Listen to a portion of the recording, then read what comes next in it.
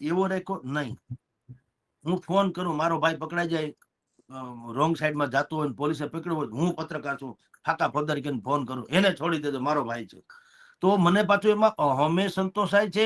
મારો ભાઈ કોલર ઊંચા કરીને આવે છે, જગદીશભાઈ નો ભાઈ છું, મને કેમ પકડાય છે, અને હું પાછો સમાજમાં ઠસ્સેદાર ગણાવતો. ઓહો, જગદીશભાઈ એક ફોન કર્યો ને એના ભાઈને છોડી મૂક્યો, કાં તો એની પાસે દારૂની બાટલી હતી, કાં રોંગ સાઈડમાં હતો, કાં બીજો કોઈ અપરાધ હતો, પણ જગદીશભાઈ નો ફોન ગયો એટલે છોડી દીધો. તો સમાજ મને એમાં સ્ટેટસ માને કે વાહ, તમારી તાકાત સારી. કોઈ ઉલટાનું સમાજે ઠપકો આપવો જોઈએ કે ભલામણા તમે પત્રકાર છો, તમારી ઉપર કોઈ હિંગડા છે, તમારો ભાઈ દારૂની બાટલી લઈને જતો તો તમારે ફોન એમ કરવો જોઈએ કે જો મારા નામે ચરી ખાતો હોય તો પણ એને પકડજો, મારા નામે કાંઈ ચરી ખાતા. હું ખુદ જગદીશ મહેતા કે છગનભાઈ કે દેવાંગભાઈ બોલું છું, બે ધડક એને જે સજા થતી એને ખબર પડવી જોઈએ. જગદીશ મહેતાનો કે દેવાંગભાઈ નો ભાઈ હોવાથી દારૂની બાટલી લઈ જવાની પરમિટ મળતી નથી, અથવા તો એ અમારા માટે લાંછન રૂપ છે, તમે સજા પામવી જ જોઈએ. આવું કા કોઈ નથી કેતું, કોઈ એવો એડવોકેટ રાખ્યો નહીં.